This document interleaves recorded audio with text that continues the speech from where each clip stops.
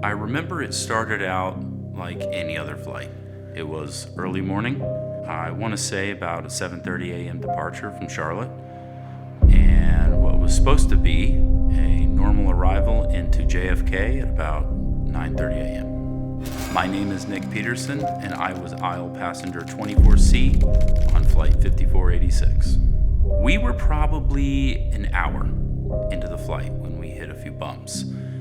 On the turbulence scale, we're talking light at most, but for some, apparently this was an intestinal trigger, because no sooner had the bump started, it hit us. Somebody farted.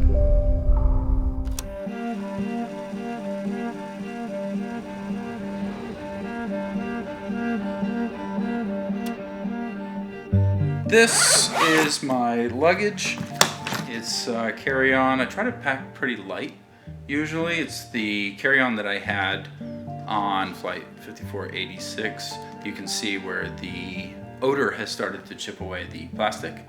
I'm hoping that if I submit a claim that it'll be covered as terrorism or something.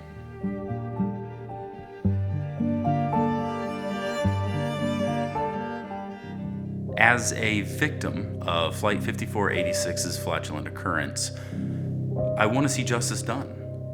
But not just for me, more as a deterrent to those who think it's acceptable to let their butt go during a flight. Is it gonna kill you? Probably not. But you're still trapped in a metal tube at 30,000 feet, and you can't go anywhere. My name is Nicholas Scott, and I work on the ramp for a major airline.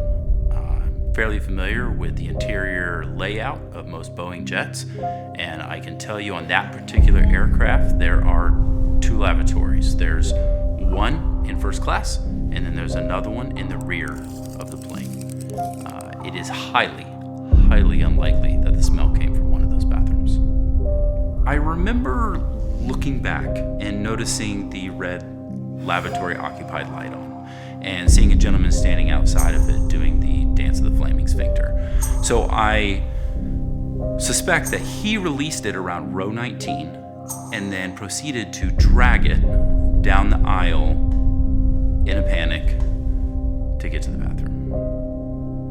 That is not what happened. As much as I'd like the blame to fall on someone else, I am coming forward anonymously to share my side of the story.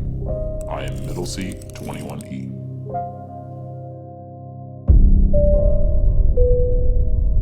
Typically, when a fart hits you in the face on an airplane, your immediate reaction is to look up and instantly blame the person in front of you.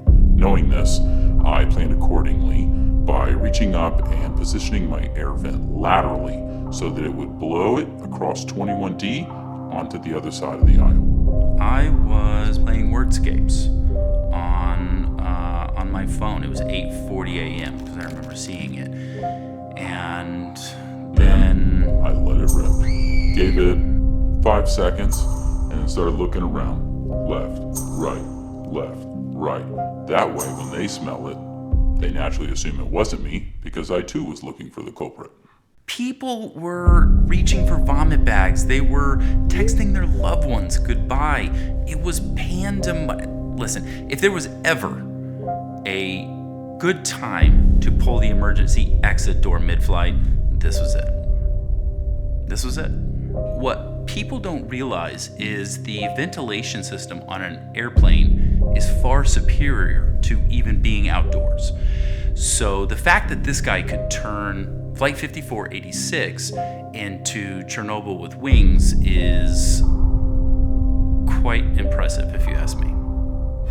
I know oxygen masks only drop when there's a pressurization issue, but there's got to be some kind of manual mercy override. There's just some downsides to air travel. It's just the way it goes.